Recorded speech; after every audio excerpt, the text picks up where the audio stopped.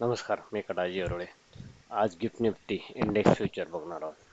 Chart त्याचा आता या अगोदर बघू. 23,490 आहे, +105 म्हणजे ऑफ साईडला आहे.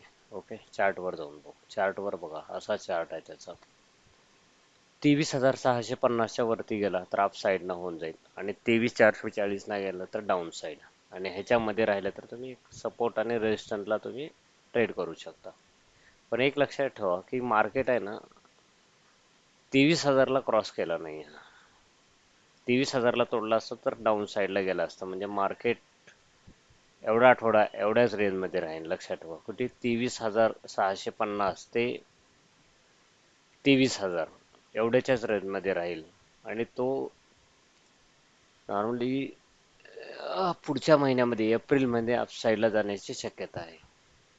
आता फक्त आपण हे व्यवस्थित सपोर्ट रेजिस्टन्सच तुम्ही ट्रेड करा. ठीक आहे. आणि पुट साईडनं खूप थोडं सावधान, कारण आता अपसाईड जाण्याची थोडी जास्त शक्यता आहे, पण मार्केटमध्ये काही सांगता येत नाही.